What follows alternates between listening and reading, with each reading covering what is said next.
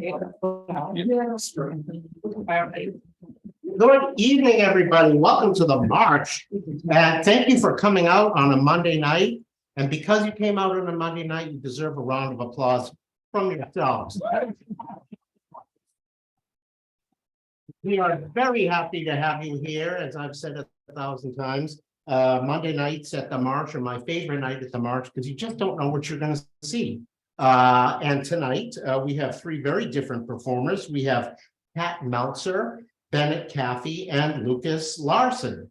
And let me just say howdy to if there's anybody on Zoom, hello, hi. Let me just add, I'm so grateful that we have people on Zoom, but live theater means people breathing in the seats, right? And there's just nothing like live theater. It's been like 1.5 years since we opened up again, and I still get excited about the lights going up and down on the stage. So thank you for coming. A little quick pre-show business. We're on Instagram. If you're on Instagram, so are we at Monday Night March, if you want to follow us. But please do that later. If you could shut your phones off, or at the very least, please make sure your ringer's on silent. It's always a drag when somebody's phone goes off in the middle of the show, and you don't want to be that person. You're not that person, but you don't want to be that person. All right. Let's see. We have emergency exits, came free with your ticket behind me there, and the entrance that you came in, either way, but we're not expecting any emergencies. Loads of people ever expect an emergency? Anyway, one of the really cool things that started during the pandemic when we did Monday Night March on Zoom is that we started a Q&A with the performers. We've continued that since we came back live. So after the show is done, all three performers will be out here on stools or chairs or some combination thereof, ready to take questions from you, anything that relates to their performance, how they prepared for it, why they're doing it on stage rather than writing a book, who knows, whatever you're curious about. Usually about 15 or 20 minutes, and I always find them really interesting. So hopefully you can stay for that. And if anybody here is thinking, geez, I kind of myself might like to get up on stage and perform, you're in luck. We are continuing to take submissions for Monday Night March through June 23rd. That would be for our July through December series. So think about it. You got another, a little over a week to think about it. But we do, every 6 months, we open it up to submissions. It's not like an open mic that you could just drop in, but if you have something, ready to go, it can be a total work in progress. So think about it. We have everything. We have comedians. We had somebody do an opera about Patty Hearst here. We've had everything on the Monday Night March stage. So, Okay. And let me just tell you about, speaking of different things at the March. Anybody here a Marga Gomez fan? Yeah. Well, Marga has been here 3 times recently, and with works in progress, doing little pieces of her show. She has now put it all together. So she has 3. She's already done 1 work in progress performances of her show called Swimming with Lesbians, which is set aboard a lesbian cruise ship, and it's very funny, at least the pieces I've seen so far. So she is here again, June 18th and the 25th upstairs. And then, fingers crossed, she'll be back within a few months with a totally, completely ready to go show. But it's really fun to see performers kind of putting their stuff together, especially a pro like Marga Gomez. And speaking of pros, Don Reed. Anybody here seen Don Reed before? Yeah, very funny guy. Been a comedian for, 30, 40 years, was the stand-up comedian for Jay Leno. Even if you didn't like the Tonight Show, he was the guy that warmed the audience up every night. So he's got a lot of Hollywood tales. In his show called The Never Too Late Show, which was running for months over at the Berkeley March, and he's back. Wow, this Friday. Wait a minute, when's the 17th? This Friday, right? Yeah, no, Saturday. Sorry, I'm not good with calendars. Anyway, he's going to be here at the San Francisco March the 17th. Any other March information you're looking for about shows here or over in Berkeley, check it out at the march.org website. Wow, all right, now you're done with hearing me. Now make sure, please double check that your phones are off. Are they? Cool. Yay. Please introduce yourself. Oh, well, okay. My name's Arnie. I'm a house manager. I've been at the Marsh for, it seems like a long time. So thank you. Appreciate that. Yeah. I'll give you your money when you go. Okay, anyway, we have three terrific performers tonight, and our first performer is Kat Meltzer in The Ties That Bind. A loving mother is determined to give a toast to her daughter's a toast to her daughter at, oh my gosh, take three. A loving mother is determined to give a toast to her daughter's unconventional wedding. You want to hear how that turns out? Please welcome Kat Meltzer.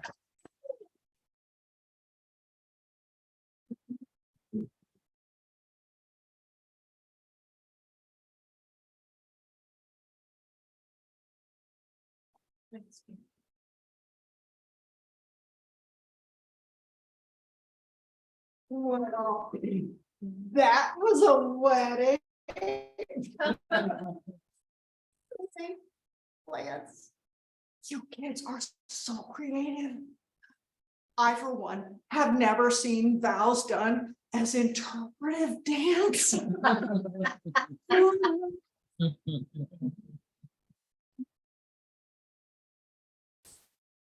Yes.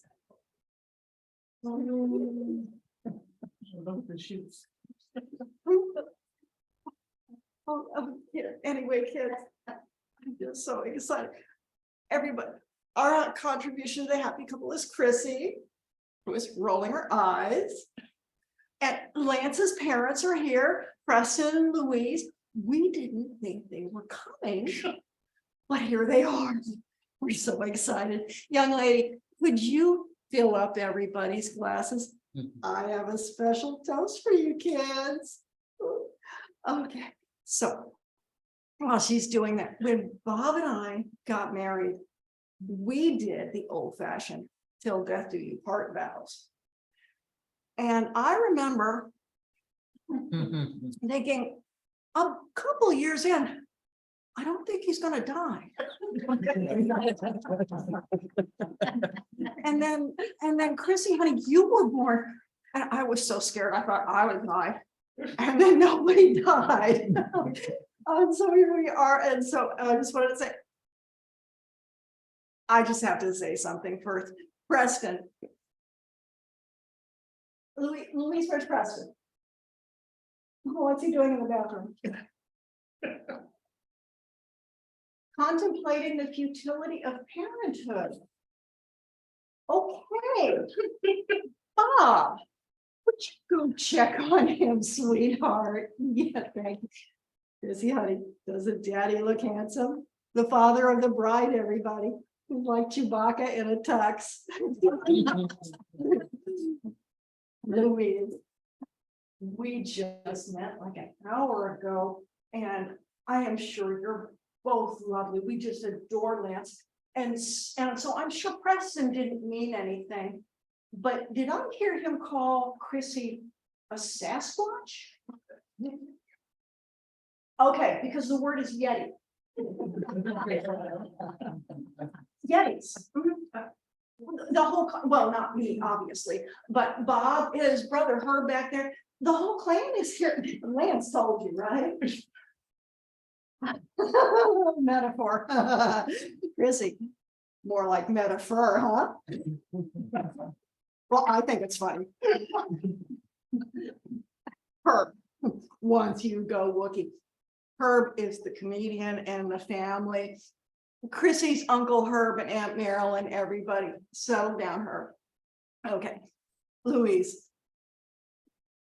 We don't use the S word because we don't want to appropriate Native American language, so we use the word from Tibet. Isn't it the same thing? Honey, don't cancel your mother. I'm doing my best. It's Yeti. It's turkey. I feel Yeti. Look to Louise, Bigfoot. Louise, that is an old stereotype. Chrissy, honey, take your shoes off for Lance's mother. No, I'm not kidding. No, of course, I am not the boss of you. I'm just the woman who gave you life. Fine, Louise, Chrissy has perfectly normal sized feet. When she shaves them and yes, dear, I do want you to be comfortable on your big day. And by the way, matching wedding gowns. You two look adorable.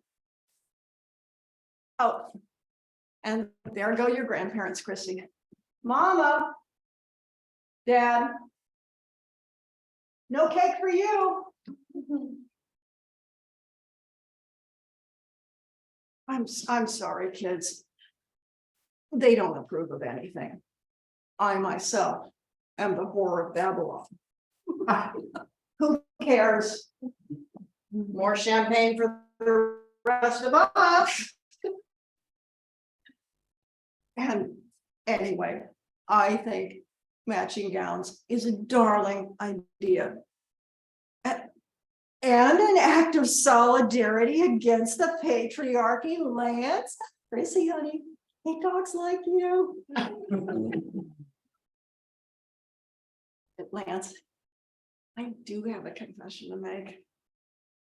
I wasn't so sure about you at first myself. And yes, it was the pronoun thing. Everybody, Lance is a they. He is not a he, they is a they. Chrissy, everybody, Lance's brand is plural American. And Lance, I didn't get it. I just didn't. And then one day it dawned, it's very crowded in here. I might be a they. Oh, no. Chrissy says personal pronouns are meant to reflect the diverse spectrum of gender identities, thereby leading to a more inclusive society. Thank you, honey. And apparently I am not a they, I am just crazy. Could be both, honey. And should that be neurodiverse? Well, if a menopause brain isn't neurodiverse. Am I right, Marilyn? Louise? I am right. Oh, hey. Sorry. Bob, sweetheart, how's Preston? Snorting antihistamines and crying. Louise says when he's stressed, his allergies act up.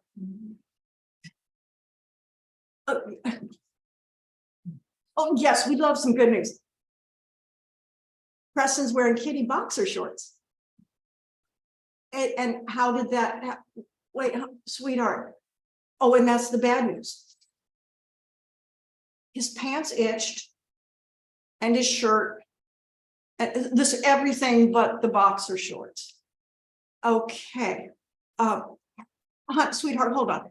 Bob, or her, your suit does not itch. You are not allergic to your suit. That is not a thing. Pull your pants up and sit down. Sweetheart, just make sure he's okay and get back to us as soon as you can. Thank you, sweetheart. You okay, right, Louise? Oh. Wow. Louise, we're so glad you're here. Can we just take a moment to appreciate Louise? Yes. She is here for these kids. And she looks amazing. You do. You could be Lance's sister. No, hand to heart, Louise, you look just like Barbie. No, that's not what I said. I did not mean that. Louise, your face definitely moves.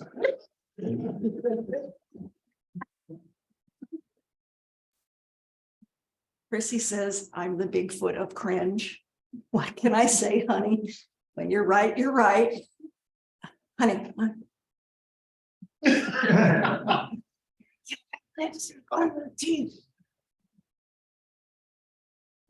Yes, honey, I am going to give a toast. I'm just waiting till Daddy gets back with Preston.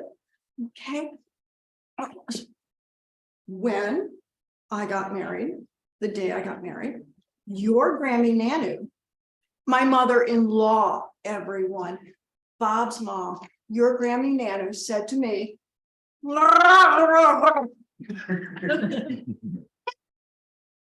yes, Herb, I know my accent is terrible. What it means, honey, is they don't change. They don't change. Now, a husband and a groom are the same thing. Take off the tux or the gown, as the case may be, and they are the same. But a bride and a wife, I was a bride for about a year. It was so fun. It was like I was the star of my own movie. In my head, I was played by Diane Keaton. And then one day I opened my closet and wife clothes. Diane Keaton does not wear sweatshirts with rhinestones or motivational t-shirts or elasticated jeans that come up to her nipples. But that was there, and I had bought all that stuff. It was like I was under a spell. Live, laugh, love. Well, no more Whore of Babylon. No more. I was just an ordinary wife, zigzagging through my ordinary life. I was a sentient Roomba. And this wasn't Daddy's fault. He's so fun, but somebody has to do the worrying. And that's right, Marilyn. Honey, did you know the Yeti word for mother literally translates as egg carton? That's right. That is why Daddy calls me his little Easter basket. So when you were born, I had 2 sets of grandparents making sure that I knew everything I did was wrong. Am I right, Marilyn? Am I right, Louise? I am right.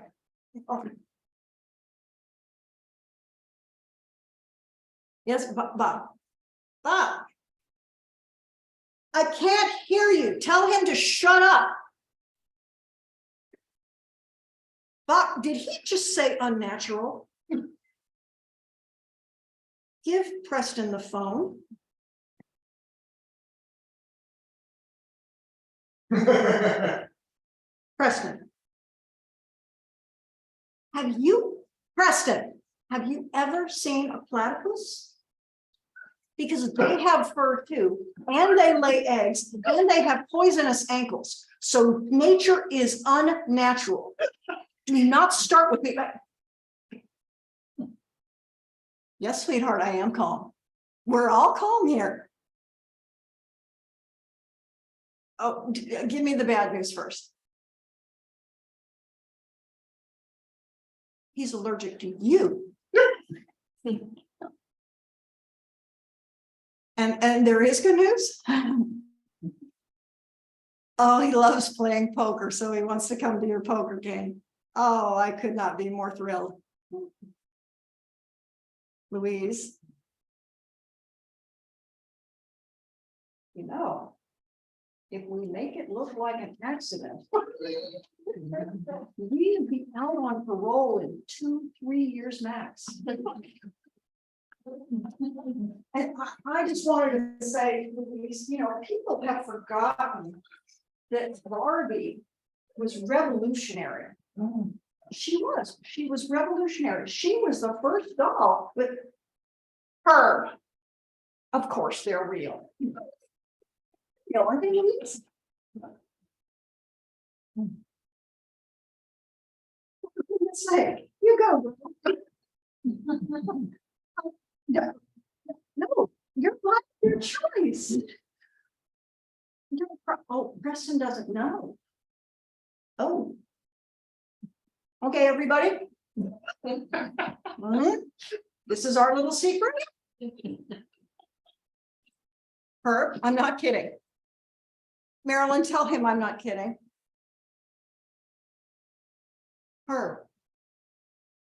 Lance told us all about gender in the animal kingdom, and it seems that many insect wives during mating like to bite off their husbands' heads. Isn't that right, Marilyn? So today, Herb is about Chrissy and Lance. Good.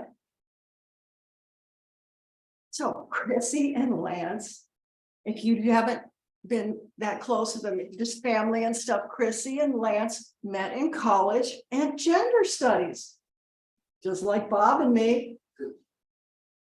Although it wasn't really, we didn't call it gender studies back then. It was more of an extracurricular activity. And so one night I was at this orgy and, well, me and parties. And I'm in the kitchen talking to the dog, and then because Herb, the dog, was a very good listener. So I'm in the kitchen. Yes, Chrissy, an orgy. Well, because back then we lived in caves with landlines, and there was no such thing as Tinder. So I'm in the kitchen. Oh, Lance, dear. Yes, I see. I am in the kitchen at the orgy because I had just realized that there's just so many ways to ride a bicycle. And I was young and I thought I would love the Tour de France. Well, it turned out I'm a bicycle built for two. And sometimes a unicycle. Oh, by the way, kids, at an orgy, barbecue, bad. No, Herb. It is not two great tastes that go great together. That sauce gets everywhere. Herb, have you ever had a hot and spicy yeast infection?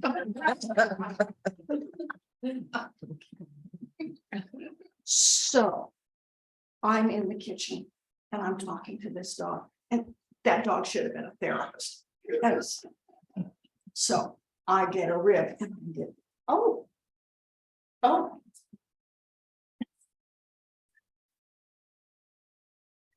So I get a rib. I get in and I get it to the dog and I say, who's a good boy? And behind me, I hear, well,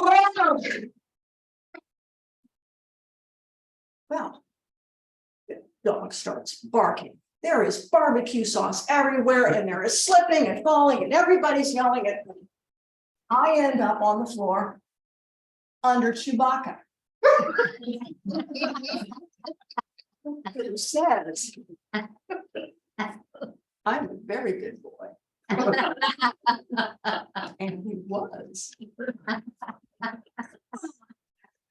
And oh, Chrissy, and he still is. Chrissy, I am sorry, honey, but you kids did not invent the bicycle. No, I'm not saying you have to wear a helmet. I am saying, when you get creative, remember to lift with your legs and not with your back. Am I right, Marilyn? Louise? Louise? Louise?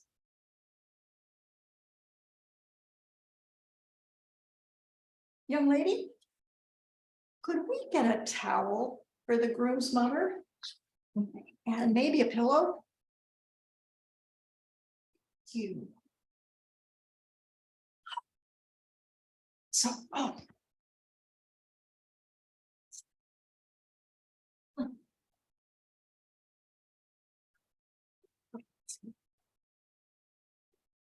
Bob. Are you outside? Why are you breathing? Are you running? What? No, I didn't know there was a pool here. Yes, I do want you to catch him. Did he just call you the S word? Because that was not okay. Bob, was that a splash? Sweetheart?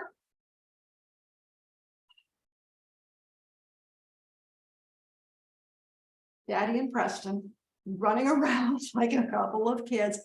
That, Chrissy, honey, is my point. They do not change. They do not change. And we do, because we have to. Like today, you are the beautiful star of this beautiful day.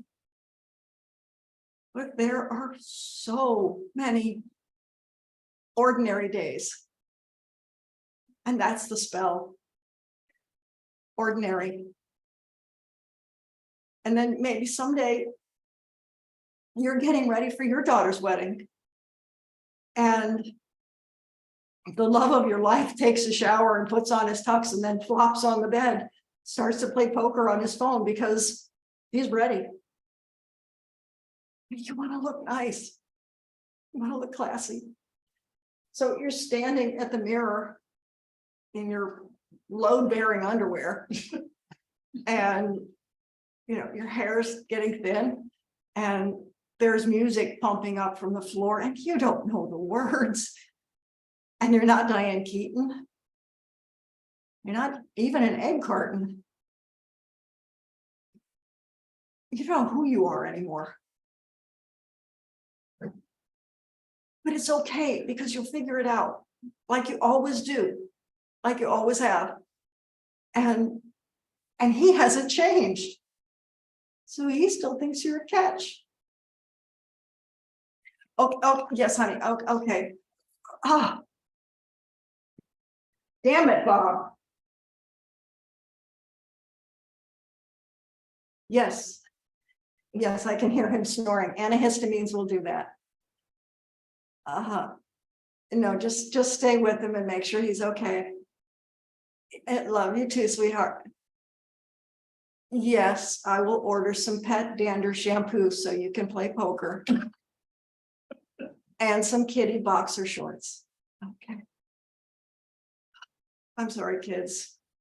I give up. I'm done. Lance? You're right, dear. Most of us are here. And most of us are conscious.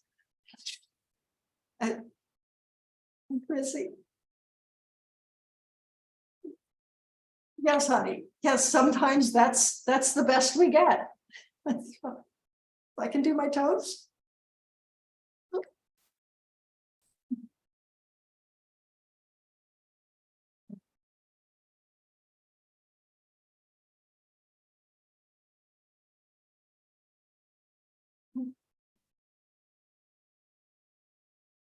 Everybody give me a beat.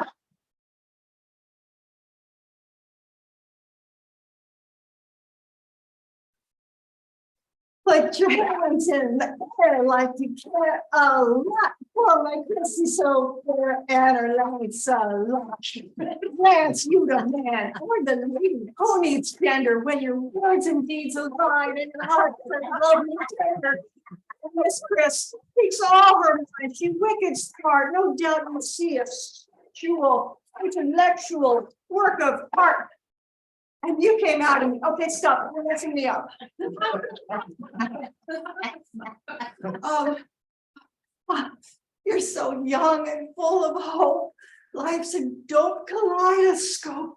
Got your love to keep you warm and magical. Metabolisms and the world is made of rainbows because babies, you're the prisms.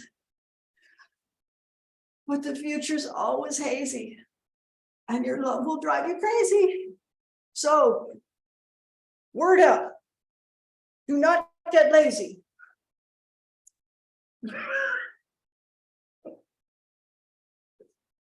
Something. Patrick Swayze. So, raise a glass and wish you both good luck because we love you just forever and we're all as proud as we can be.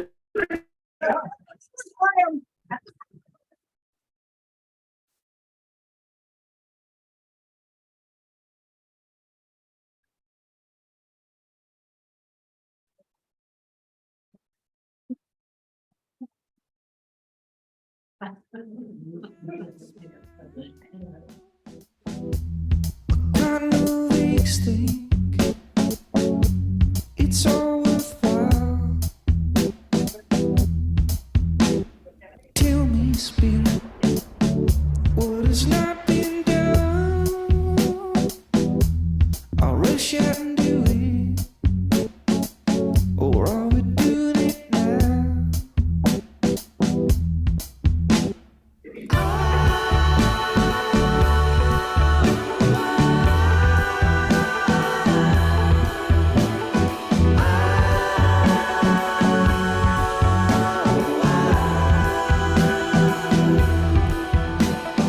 Vision is the thrill of the day. Forget about feeling. Well, the next time you need somebody to give a toast at a wedding, you know who to hire. Cat Meltzer, everybody.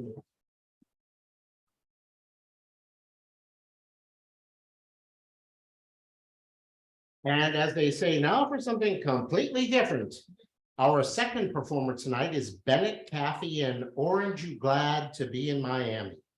Tonight's piece is the final section of a full-length show about Bennett's first manic episode. First section, like I said, this is not my final, of a full-length show about Bennett's first manic episode when he was 21, resulting in a 3-month hospitalization. Please welcome Bennett Caffey.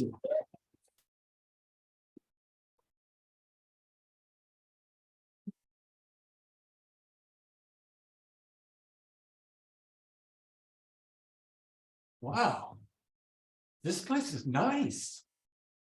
I was expecting cuckoo's nest, but this place is nice. It's like somebody's apartment. A comfy couch and chairs, coffee table, kitchen with a refrigerator. Hi, Dale. I'm Nancy. I'm one of the nurses. I need to ask you a few questions for your admission. My name's not Dale. It's Ben. That's funny. We have your name down as Dale Bennett. No, I'm Bennett Caffey. I'm sorry, we'll have to get that changed. Tell me, do you like to be called Ben or Bennett? You can call me Bennett. Dale Bennett, Bennett Caffey. This is no accident. I'm here for a reason. From now on, I'm just Bennett. Can you tell me why you're here, Ben? Trick question. I know why I'm here, but if I tell her the real reason, she'll think I'm crazy and I'll never get out of here. I made a deal to come here so I could get out of jail. Why are you in jail?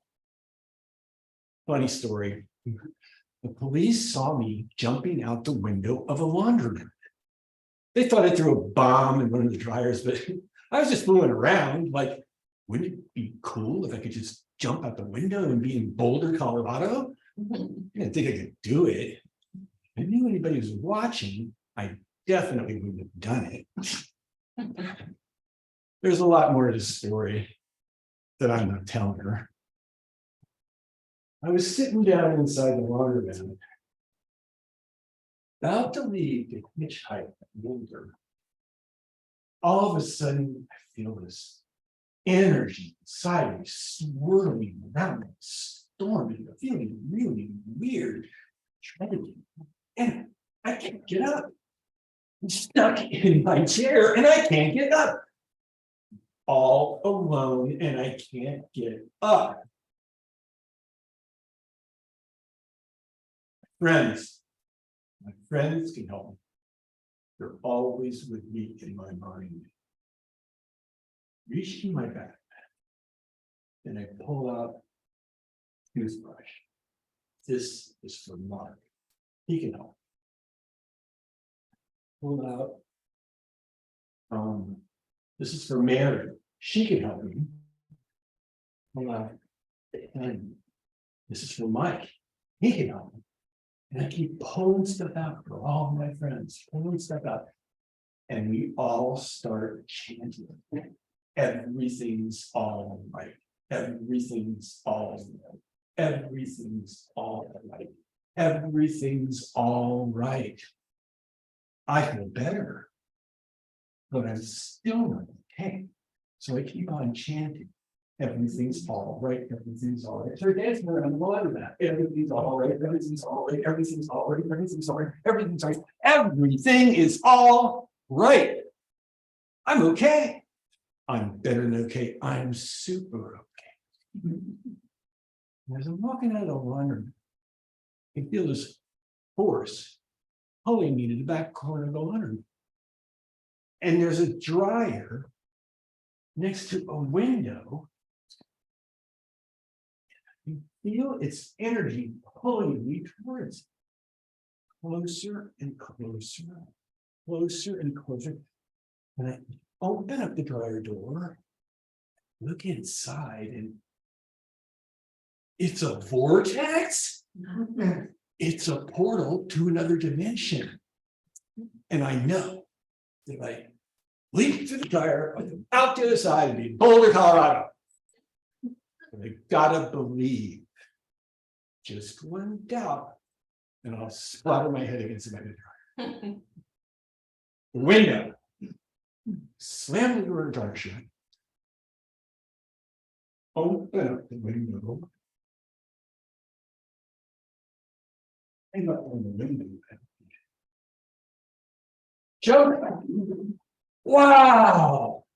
1,000 flashing blue lights. They're everywhere. They're beautiful. Okay, buddy, hands against the wall. Am I bold? Anybody else told me that story, I'd say they were crazy. But I'm not. If I want to get out of here, I'm gonna have to prove it to the psychiatrist when I see him. Dr. Newman comes in around 6. He looks a lot like Truman Capote.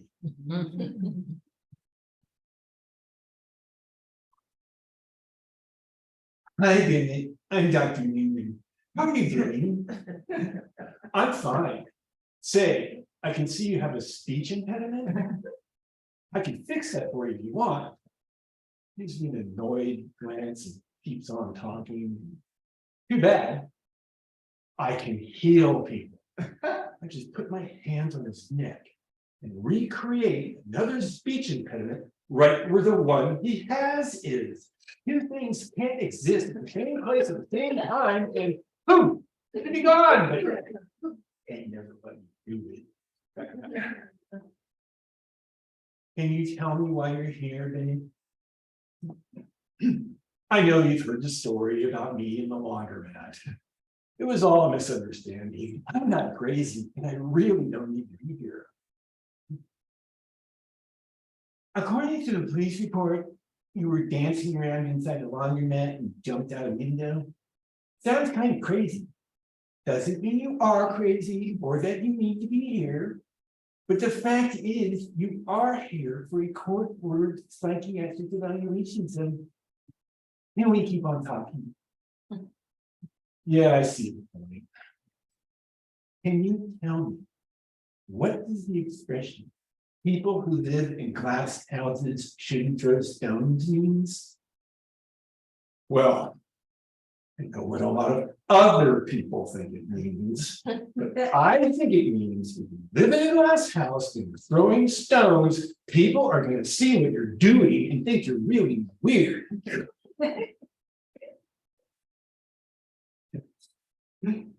It says in your admission that you've been only getting 2 or 3 hours of sleep at night. How long has that been going on? Well, about 3 weeks ago, I took a really big dose of LSD and it released this amazing energy inside me. I hardly need to sleep at all. My reflexes are super sharp. I'm thinking really, really fast. You think you have special powers? I do have special powers.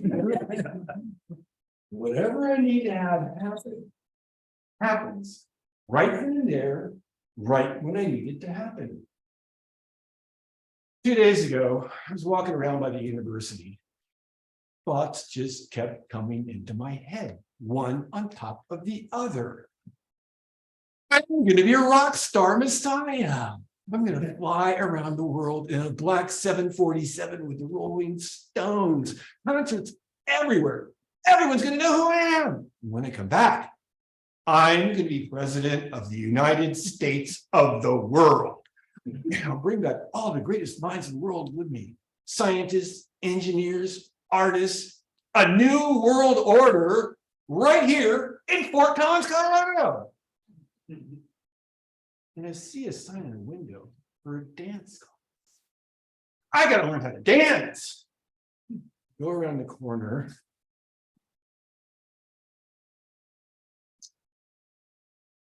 There's a storefront with a plate glass window. And 7 women inside wearing dance clothes. And a teacher. She's got a dancer's body, tall, wearing a green leotard. She's looking right at me. She's expecting me. Go inside. Hi, you're just in time. The class is about to start. It's $7. $7. Thank you. Stand right here and do exactly what I do. And we're dancing. And I can feel her energy. She's giving it to me. Everything she's got is coming on and on and on and on. And the music stops. And we look at each other. She knows exactly what just happened. But we can't talk about it. What should I work on now? Just think about leading with your chest whenever you move, even when you're not dancing. So I got everything I need to know about dance. So to answer Dr. Newman's question, no, I don't think I have special powers. I've just tapped into a special kind of energy we all have. Anybody can do it. You just have to know how. What about from the LSD? Have you been having hallucinations? No, I never hallucinated at all from the acid.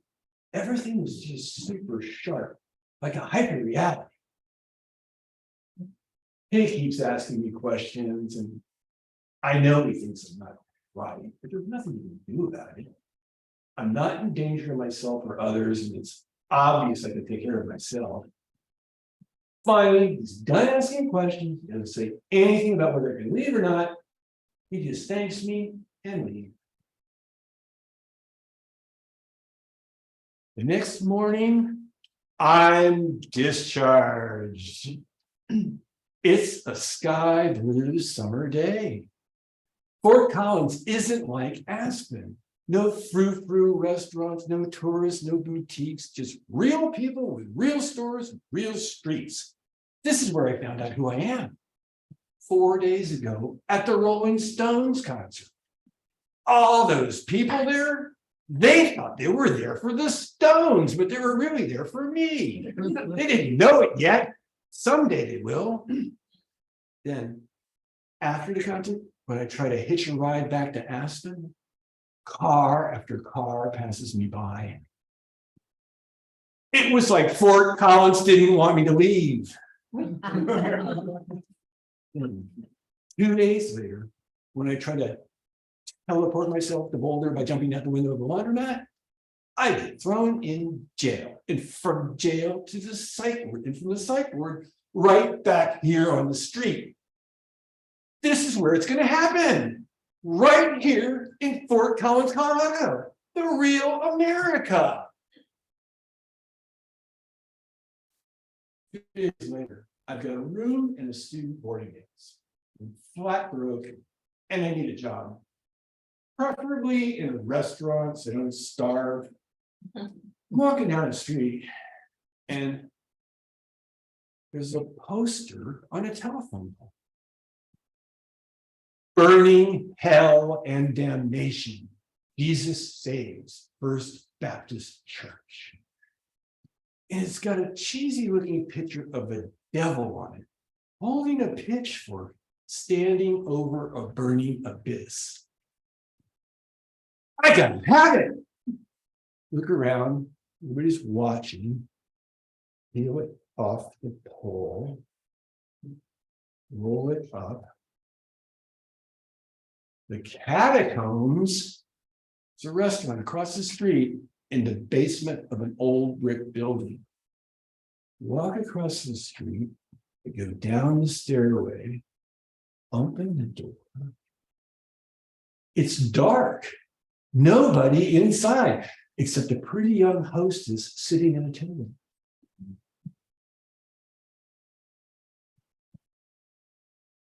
Hi, may I help you? Yeah, I just found this poster. I think it'd be perfect for a restaurant. What do you think? Yeah, I like it. It's cute. You know if there's any waiter positions available here? I don't know, but David, our manager's in his office right now. I can ask. Hi, David. There's a young man out here wanting to know if we have any waiter positions available. Uh-huh. Okay, I'll tell him. David says he can go right back and see him in his office. Thanks. I go down a dark hallway. Lights spilling out of an open doorway. David's looking down at his desk, looking at some papers. A gooseneck lamps casting ghoulish shadows on his face. He's got black hair and a goatee, wearing a black suit, white shirt, black tie, and a cigarette between his fingers, sending a trail of white smoke past his face. Burning hell and damnation.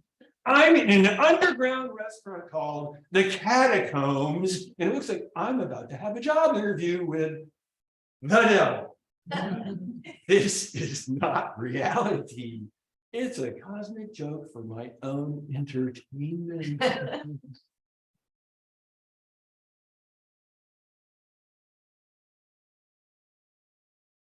Oh, hello.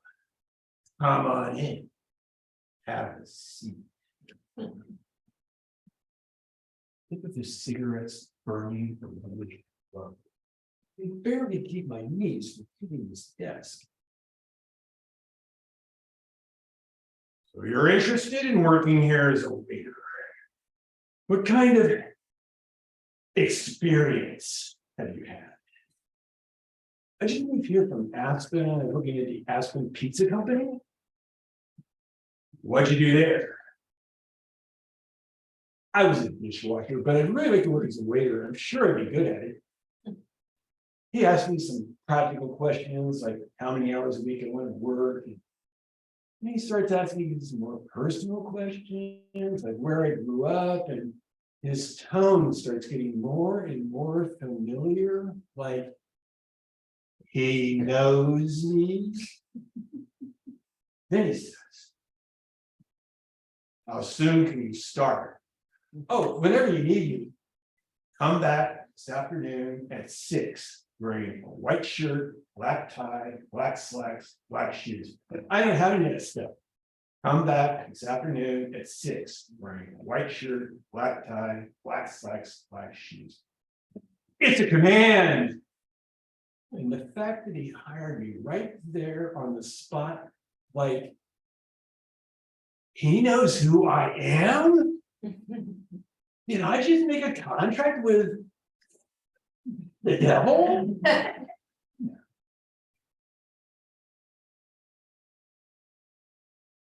I didn't have the money to buy the clothes they wanted me to wear. But I made a commitment to come back at 6, and I gotta keep it. I always tell the truth, and because I do, my word is law of the universe. David just might be the devil. Probably not. If he is, I'm gonna have to show him I'm not playing his game. Only way I could work for David would be to steal the clothes he wants me to wear, but I can't do that. Thou shalt not steal. In the text, Godspell, the play, Christ comes back as a clown. I've got a leotard and tights in my backpack. I can put them on and go see David dressed up like a clown.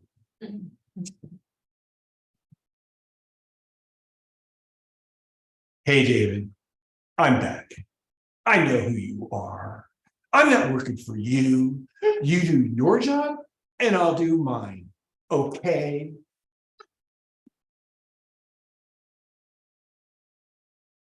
Blackout, we're done.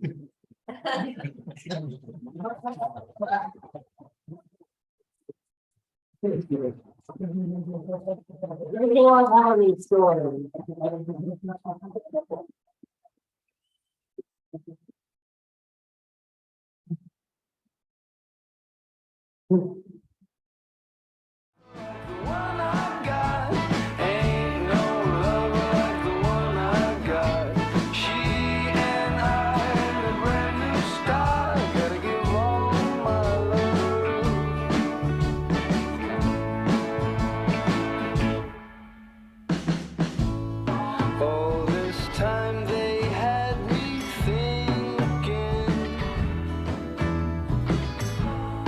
Love's a boat that's long been sinking. But you made the claim to taking chances, embracing the change. I got my blessings, knowing you will take me. Do see the other parts of this piece or see it all together when you get a chance. It's a heck of a story. Bennett Caffey, everybody.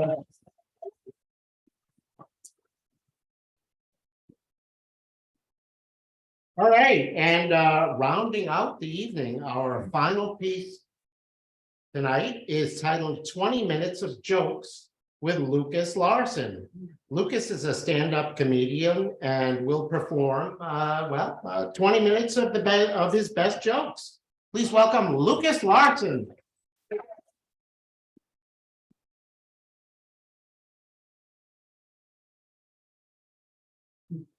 Spider-Man at a heavy metal concert. Just a big mess. I recently celebrated my dog's very first birthday. I was real excited, but he was real pissed that I missed his other 6.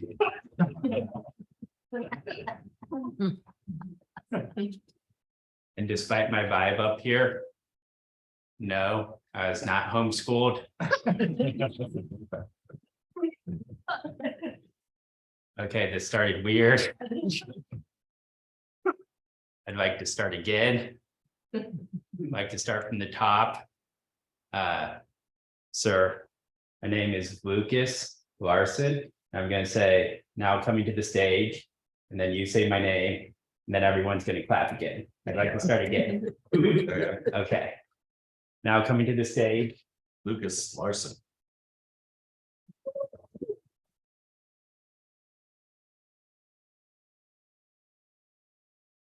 buck salad. No one actually likes salad. It always comes first for dinner, so that whatever comes after it tastes delicious by comparison. I've been trying to adopt this strategy in other aspects of my life, where I start with something really bad, so the thing that follows it seems better by comparison. That's why I'm starting with the salad joke tonight. That's a bad salad joke. I better toss it. So bad, so bad. I recently volunteered at a science camp for small children. And at the end of camp, all the children filled out notes with prompts on them. My favorite prompt was, where will your camp counselor, that's me, be in 5 years? And my favorite response was 67 question mark. Really appreciate the question mark. Because it meant that they were either unsure of my age, or they were unsure I was going to live 5 more years. Like, I just wish I got to fill out the same prompt for them. Where will they be in 5 years? I would have just gone with 3-5 grades ahead, question mark.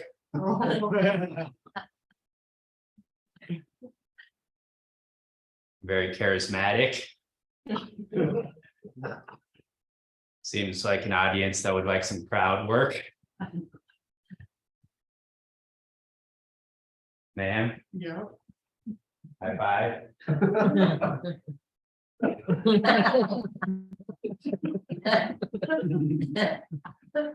End of crowd work.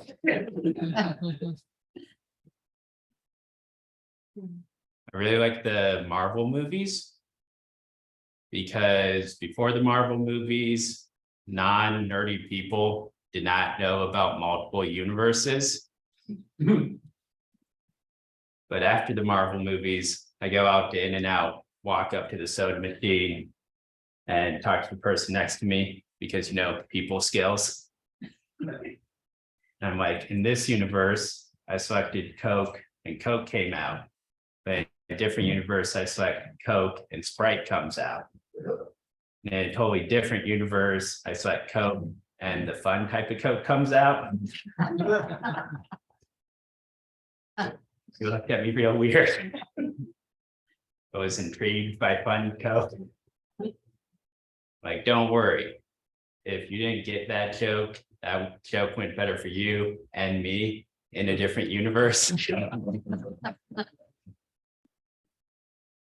My dad's favorite movie is Shrek, the original. I'm like, Dad, like Shrek's really good, but like, I don't think it's an all-star. Okay, hell yeah, a few people seen Shrek. Then I personally really like Up. Yeah. Because nothing is more fun than 5 minutes of intense crying, followed by 85 minutes of a talking dog. Like, I like Up so much. I've been thinking about the sequel. It's gonna be a little different. It's gonna be 5 minutes of talking dog, followed by 85 minutes of intense crying. As the shadow said, would be called Down. Oh, yeah. So, despite my voice, I like sports. And I really like to watch football. And whenever I watch football, the announcers always say, quarterback is the most important position in all of sports. Quarterback is the most important position in all of sports. And I feel bad for the announcer because they've never heard of individual sports.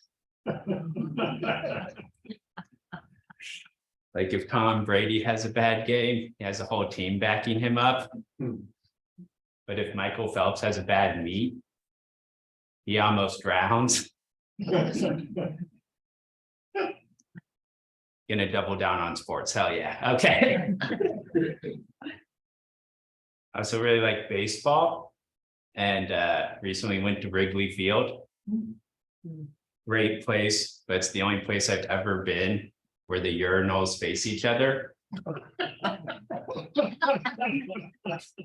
Which is bad news, Bears. For those who can't picture it, walk in 3-foot wall on one side, urinals, and directly on the other side, also urinals. And I'm just staring straight ahead and someone's staring back. Turns into a romantic gaze.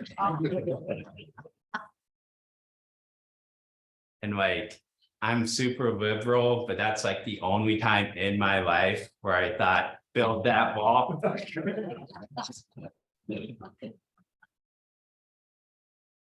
I grew up in Colorado, so the next part of this joke is going to be about this wild thing I saw in Boulder, Aspen, and Fort Collins. Someone already did it though. Did grow up in Colorado though, so I'm legally forced to like hiking. And my least favorite thing about hiking is when I'm hiking up and someone hiking down unprompted says, almost there. Because all I can think is, hey, that fucker thinks I'm not gonna make it. So I wait, so they scamper down the trail a little bit. And then I just yell down at them, hey, you dropped something up here.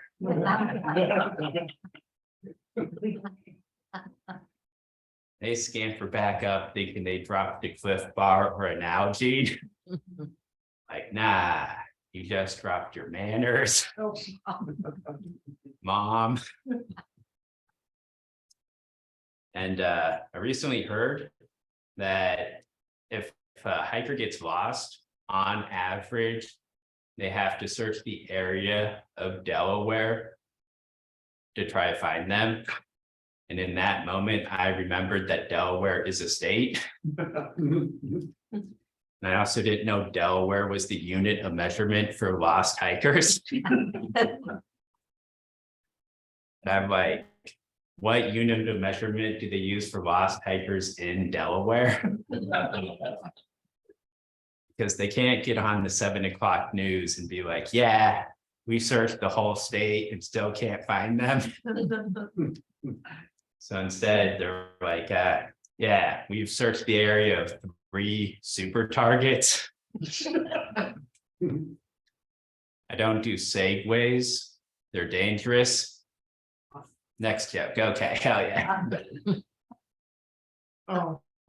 Okay. Yeah, there we go. I've gone to therapy for 8 years. Hold your applause, hell yeah. And you know who hates that? Health insurance companies. They called up my therapist and they're like, does he really need this much therapy? My therapist was like, yeah, we're working on his deep-seated hatred of insurance companies. They're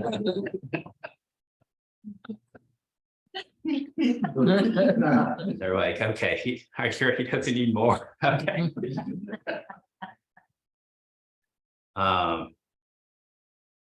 Recently got a betta fish. Hell yeah. Got a betta fish because anytime all the females would come over, they'd be like, wow, this is too much masculine energy. Now with the beta fish, they come over. They're like, wow, this is net zero masculine energy. Oh yeah, next joke, okay. Yeah. I really like Star Wars.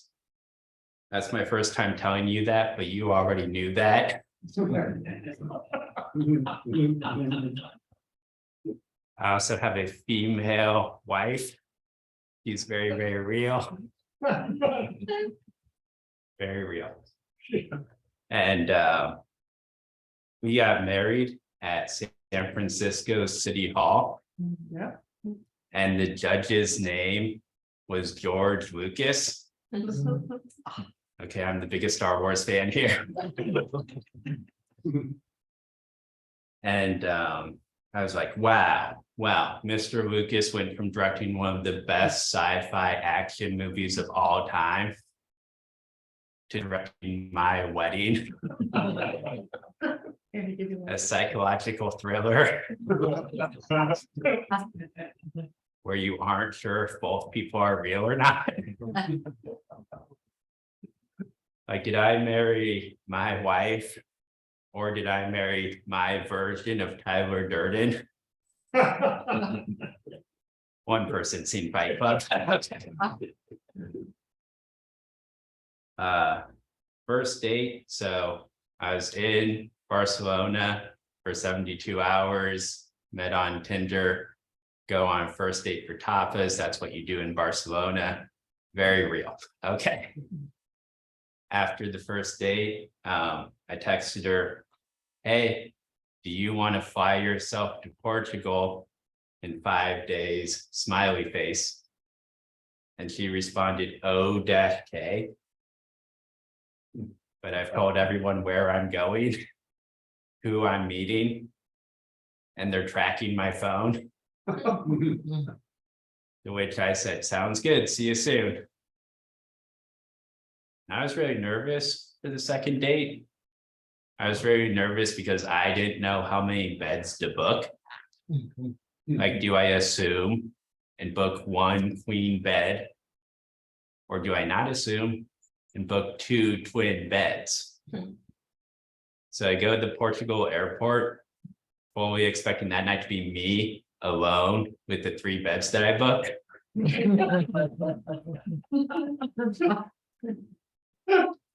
Found out that the queen bed was really just 2 twin beds put together. I'm like, fuck, now I'm the weirdo that booked the room with 4 beds.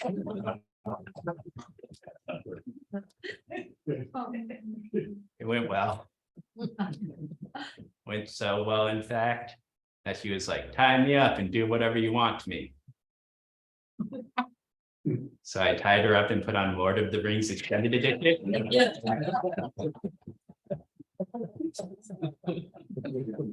Kept calling her Precious. He's very real. Okay. My parents are high school sweethearts. Don't clap. It makes me feel bad about myself too. And the best way I can describe my father is he's the type of man that puts oil in a rental car. I'm like, Dad, why? He's like, well, it needed oil. Turns out, though, when you return the rental car, they think you're tampering with the rental car. He's like, no, it needed oil. I put oil in it. They're like, if we don't believe you, and charged him $500 for tampering. I'm like, see, Dad, you should have drove it like he stole it. Okay, that one bombed. Next joke. Okay. I'll tell my dad. He's not very funny. Okay. Have a very real wife, already established that. Things are going well, and I have to tell you that because of what I'm going to tell you next. And that is for the whole first year of dating, I mispronounced her first name. Her name is Neus.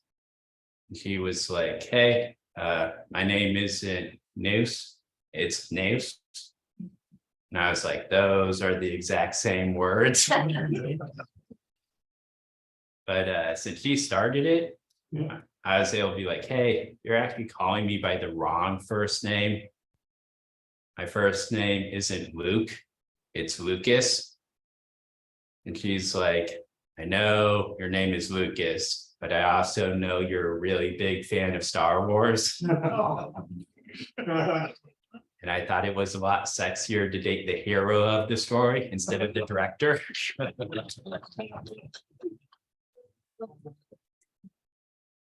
We made up after that. Made up so well that she called me daddy. And I was like, no, no, no. I am your father.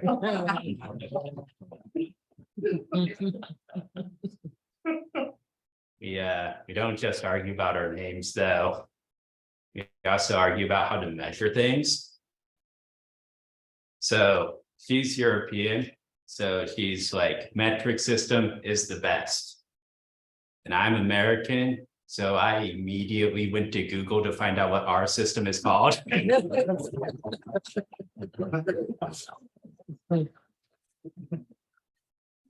And she's European, so she uses the 24-hour clock. I'm American, so use the 12-hour clock, which is a lot better because personally, I cannot count above 12. Then finally, we argue about how to measure temperature. She's European, so she's like Celsius is the best. Water boils at 100 degrees Celsius, nice round number. And I'm American, so I'm like Fahrenheit is the best. Water boils. And I see bubbles. Thanks everyone, I'm Lucas Harson.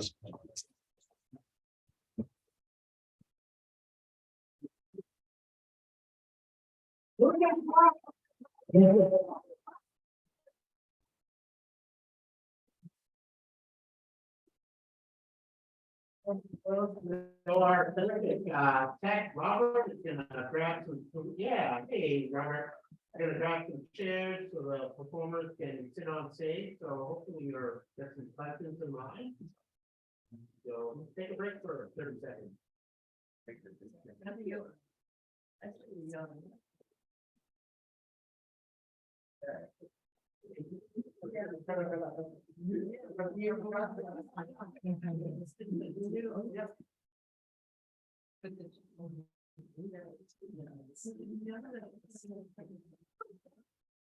I would look ridiculous in there. Well, this is Jen's birthday. Yeah, it's. Yeah. So, you got the first question. I bet somebody has one. There's always people are a little shy or not sure what to ask. Should I ask that? Go ahead now. There's a guy right behind you. Okay, go for it. As far as putting on a solo show. What was your process in getting it like tight? Me? Yeah, or wherever. Yeah, I've been doing it for a long time. And I've just told a lot of stories. So what I'm doing right now is actually a combination of about 4 different performances. And squeezing them together and cutting out stuff. That's what it is, you know. You self-edit or? I think a lot of it is just doing a lot of material and then you have a lot of material and then you can cut stuff out, you know. It's good. That's Did you kind of a have simple somebody help answer. you cut it, or did you just kind of? Oh, well, she and I both work with David Ford, who's teaches solo performance here. Yeah. So we come in, do a lot of the classes and we come in like once a week or so and perform what we do. And he and other performers talk about what we did and what worked, you know. It just kind of works that way. Thank you. Yeah. What? Yes, in the front row. My neighbor. I know, Ben, yours is based on personal things that happened in your life. I'm wondering on the wedding skit, was that just like total creation or? My mother-in-law told me the day I got married, they don't change. Wow. No. Yeah. Part of it came from a short story I wrote many, many years ago. But there are details in there that are definitely personal. For example, my husband is a poker player.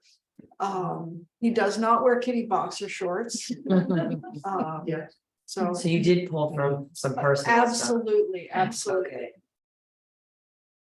Okay. And I wrote it kind of as a love letter to my in-laws and to my mother.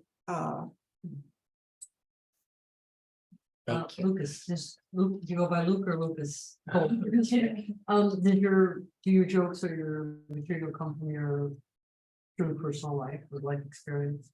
Yeah. Like you have a real wife. Yeah.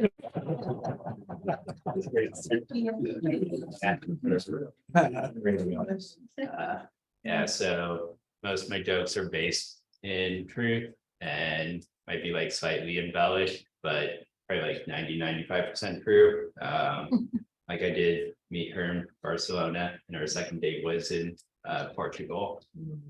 So yeah, What size bed did you end up in? Never mind. nah. Yeah, the queen was two twins put together. Good answer. Yeah.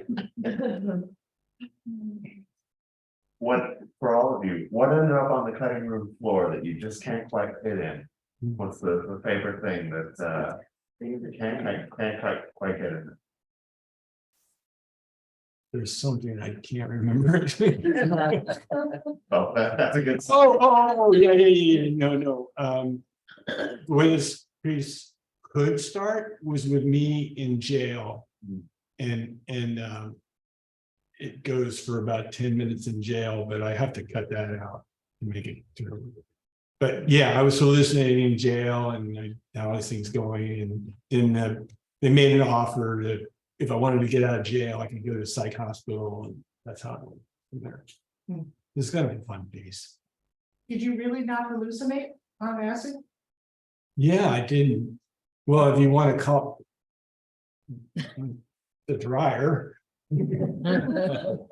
Really, I didn't really see a vortex, but I did believe I could jump through it. You know, so it wasn't an hallucination. But I guess you could say I was hallucinating because in the beginning, it all started out with LSD, and I slowly drifted into a manic episode, but it was never diagnosed till like 15 years later.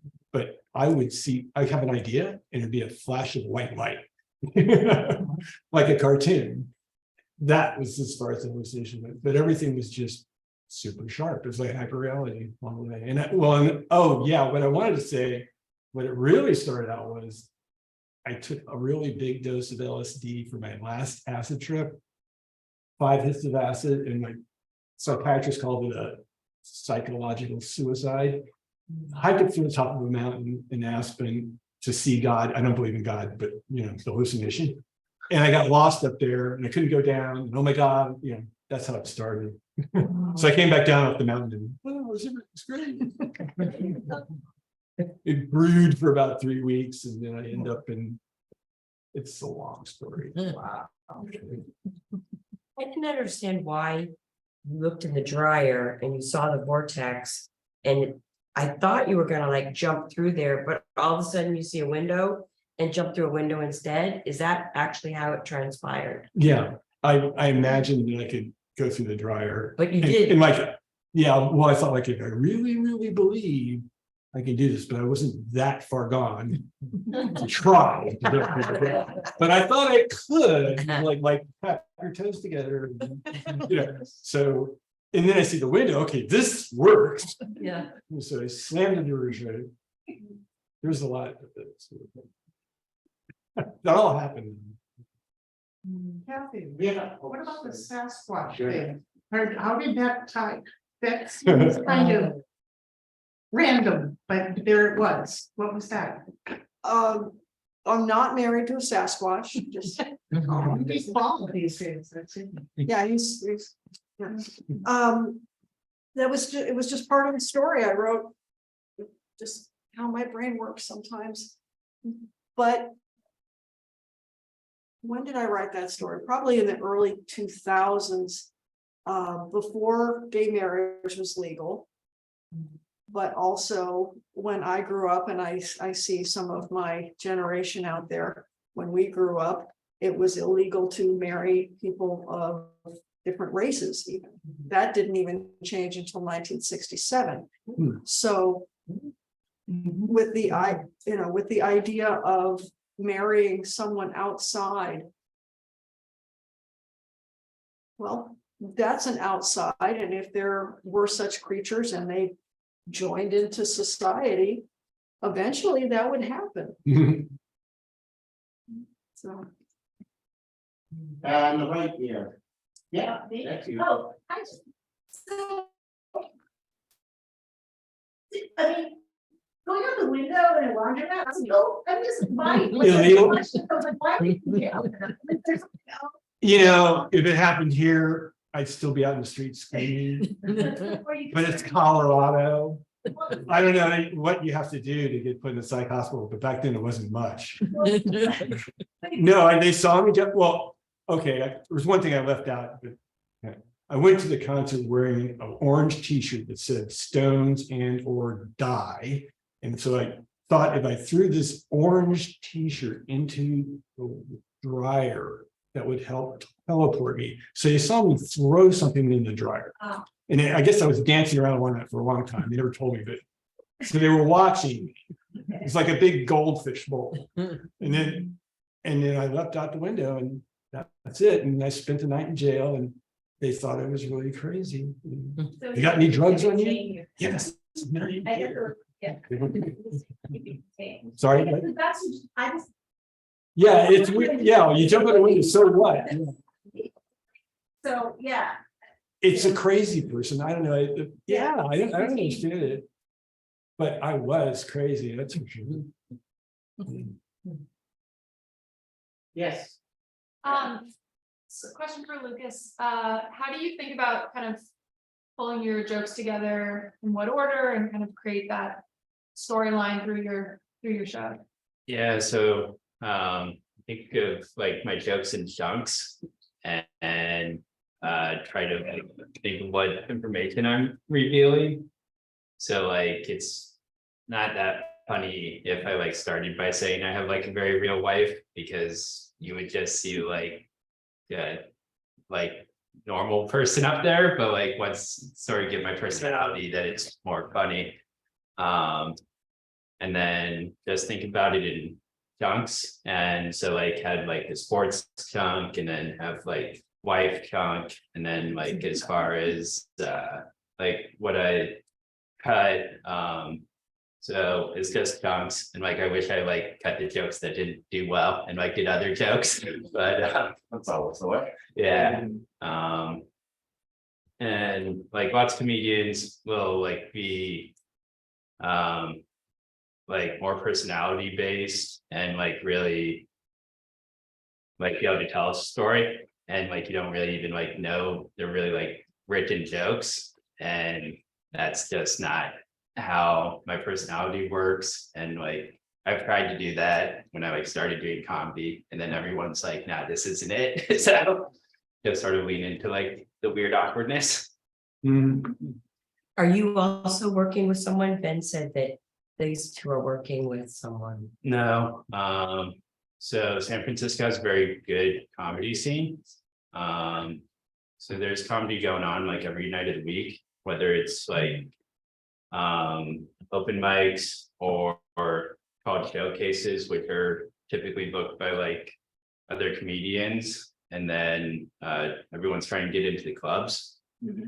And so I've performed probably like 4 to 5 nights a week, And so then like the way you cut, like comedy is very binary. Like people laugh or they don't laugh.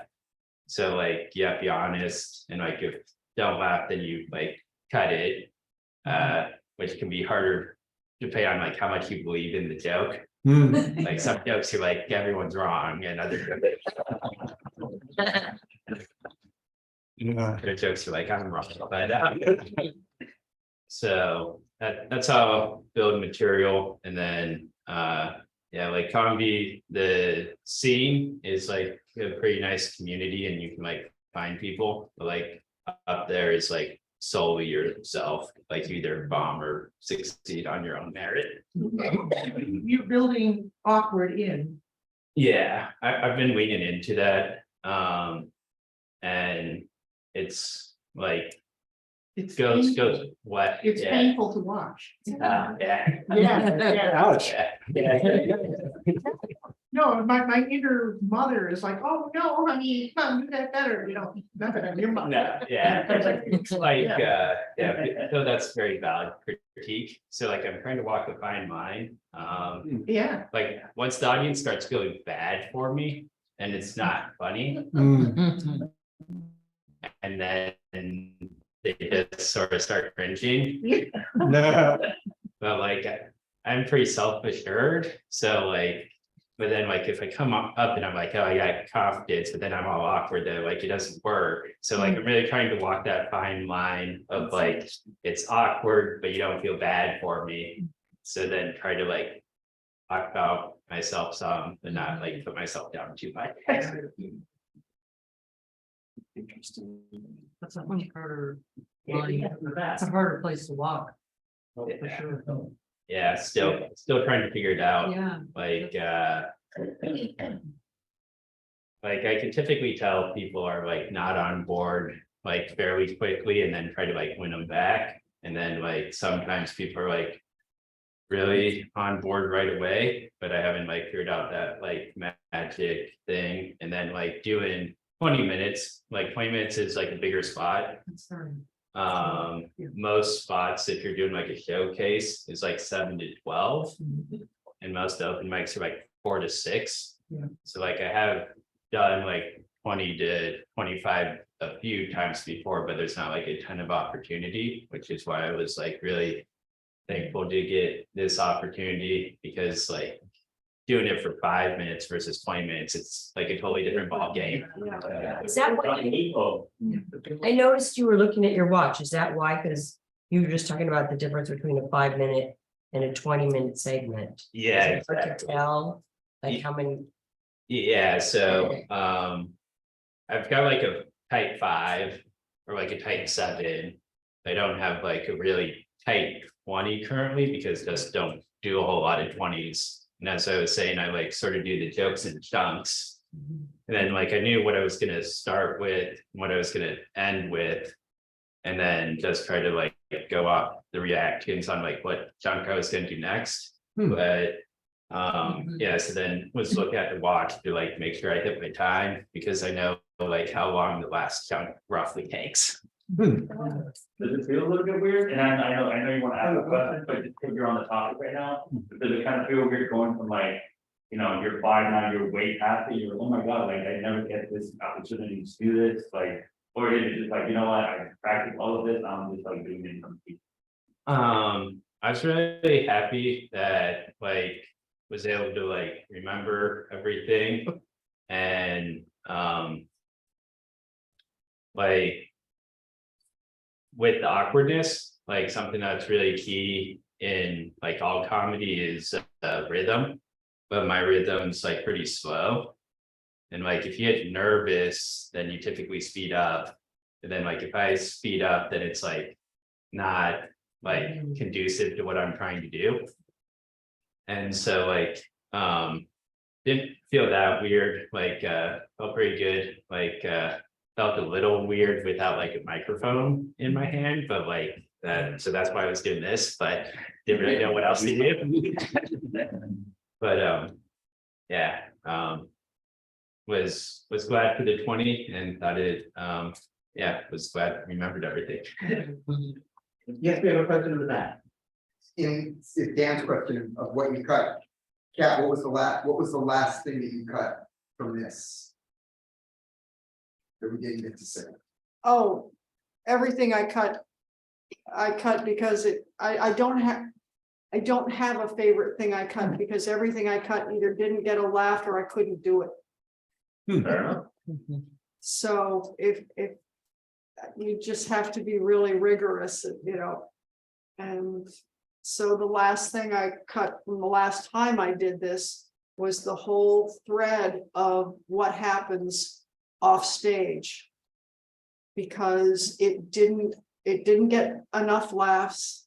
It was unfulfilling for the audience because for various reasons. And the jokes around it weren't strong. So it wasn't landing with the audience. So I had to take all that out and put in and recreate a whole new story. And then weave that in with what I already had. Yes.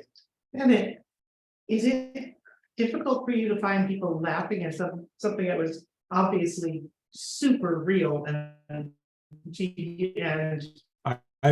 prefer if they laugh, if they don't laugh, I'm like hanging there like. yeah.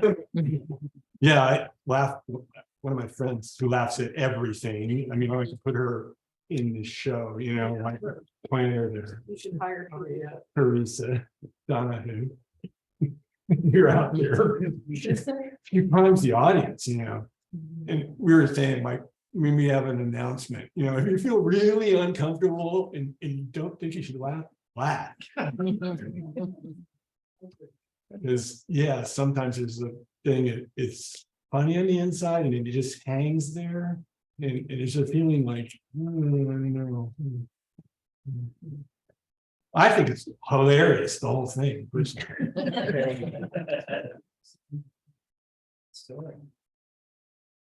We'll take another question or two. Anybody else have something that they get a little shy and wanted to ask, but haven't? I have a silly question. Have you ever had somebody that you maybe need from your hometown, somebody you invited to with come out to one of your performances?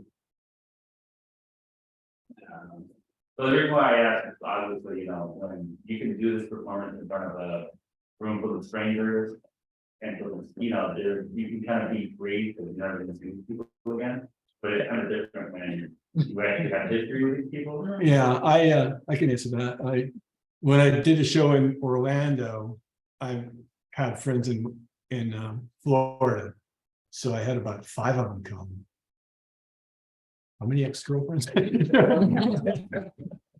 Anyway, yeah, and some of them had to like see me, when I was 21, doing this, and it was really recently, and we're there, so I liked it, because it's kind of a closure, like they saw me at this very first thing, and then we lost touch, and they had no idea, and this stuff. So that show kind of like took it all the way through and out the other side and done. So it's kind of helpful for me. I'm always open to like anyone watching, like if I'm talking about them, like my wife's seen it, my parents have seen it, on my 3rd date with my wife, I was like, I do stand up and I'm gonna tell a lot of people about you. It's like, I don't care.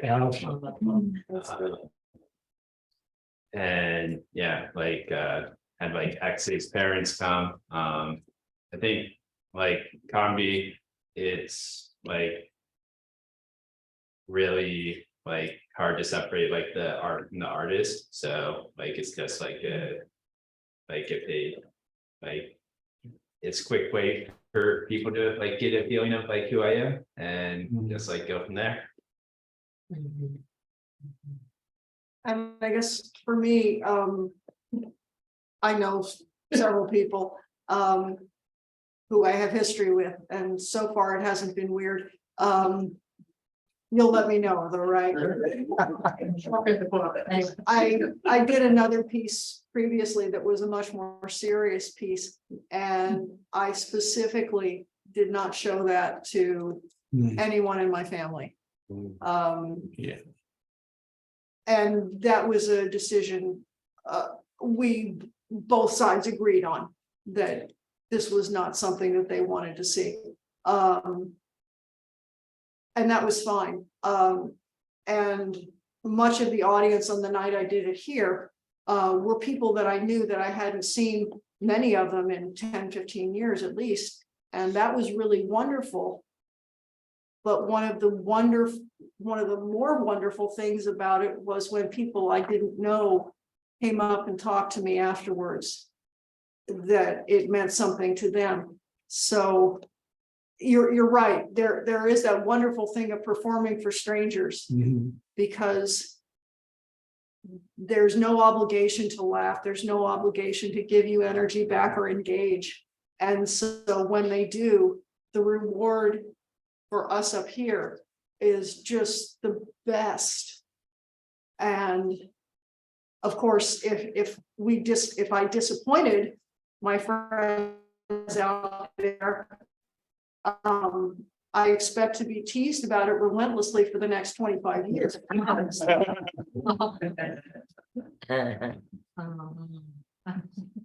Any last question before we end it for the evening? Well, okay, here's my final question, and maybe we can just go down the road here, starting with you, Lucas. How can we find out, if you want to find out more about your accounting career, you have Instagram, Facebook, website, and Yeah, all three, please. Instagram is L squared comedy. Working on the website, but post any shows on the stories. And there's also proof that my wife is real.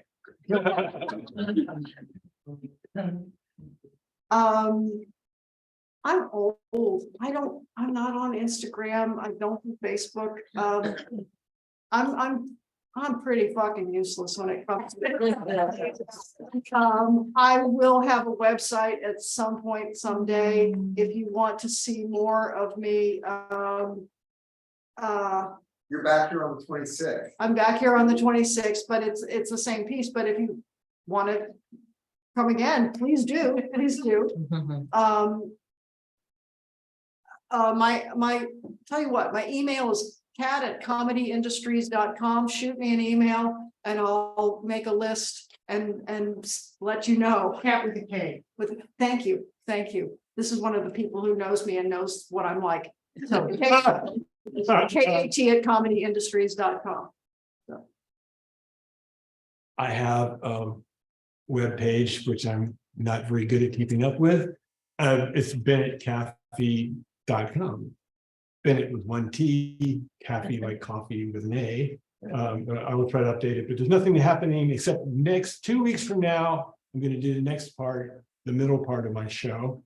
And I did the last part about a month ago here, so. And then I'm going to be in Canada, so I don't think you're going to see that. I'm going to be in Nanaimo, Canada for the Nanaimo Fringe Festival in August, and nothing else going on so far. Cool. Okay, Robert has an announcement. Yeah, before we finish up, I want to say, our lovely Arnie, who has been the MC, he is the guy that really brings out like the energy.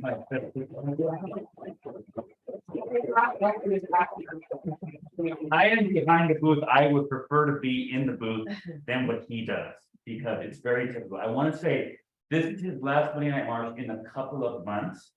He's taking some time off, taking care of some personal stuff, nothing like, but I'm gonna like a new meme, supposedly. I mean, you, how will I know? But Monday Night March would be nothing without you. You do a great job, you have great questions, and you really help make the performers look as good as you possibly can. And so I want this person to say, thank you, Arnie, and I'm gonna make it.